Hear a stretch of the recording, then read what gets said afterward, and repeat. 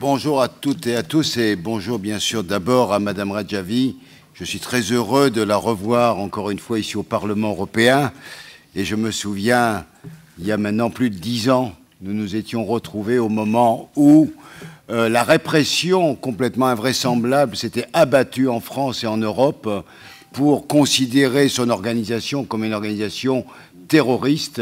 Ça a été un moment insupportable. Aujourd'hui, nous sommes heureux que tout ait été rétabli et que vous êtes enfin reconnu comme une organisation de résistance face à la théocratie des mollahs. Donc c'est d'abord cela que je voulais dire. Je voulais effectivement, comme beaucoup d'autres, dire que ce régime en Iran est un régime évidemment parfaitement odieux, qui a ce triste record d'avoir exécuté 1100 personnes en 15 mois, ce qui est quand même quelque chose d'absolument considérable, d'avoir été capable d'exécuter des dissidents politiques, d'être un de ceux des pays qui a le record dans l'exécution du nombre de personnes par habitant. C'est aujourd'hui l'Iran qui a ce triste record. De la même manière, l'Iran aujourd'hui a le record sur l'emprisonnement des journalistes et des gens qui essayent de parler, qui essayent de promouvoir la démocratie.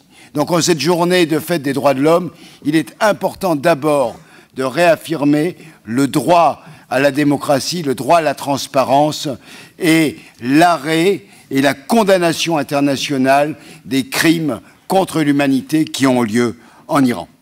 Mais je crois qu'il y a une autre chose qui est importante à dire, c'est que l'OMPI a su montrer qu'elle avait comme objectif de lutter pour un Iran démocratique et un Iran laïque.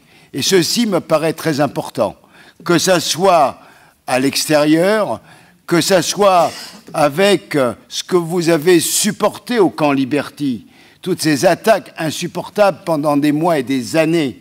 Vous avez montré votre capacité à résister et à attendre, en courbant le dos, le moment pour agir. Donc vous avez la légitimité pour porter aujourd'hui la lutte pour un État démocratique. Et je crois que c'est d'autant plus important dans cette période que nous sommes confrontés aujourd'hui à des alliances inacceptables au nom de la lutte contre l'islamisme radical de Daesh.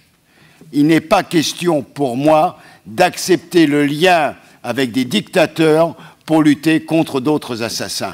Il faut lutter contre toutes les théocraties et contre tous ceux qui détournent les foi, quelles qu'elles soient, uniquement dans des visions politiques.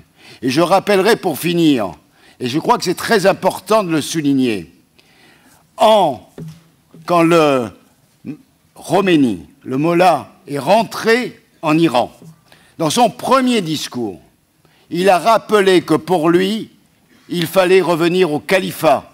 Et il a dénoncé ce qui s'était dit en 1920. Les responsables de Daesh ont dit la même chose. Nous voulons reconstruire le califat. Et donc, ça veut dire clairement que la même vision de la politique, la même vision d'un État dictatorial théocratique est portée à la fois par les mollahs d'Iran, mais aussi par les fous de Daesh. Donc je crois que votre combat aujourd'hui est légitime parce qu'en combattant les mollahs, vous êtes en train de combattre aussi pour le droit des peuples, mais aussi pour le droit de concevoir les religions à travers le monde comme des espaces de paix, comme des espaces de liberté et pas comme des folies meurtrières. Merci Madame Radjavi, merci à l'ensemble des combattants pour un Iran libre.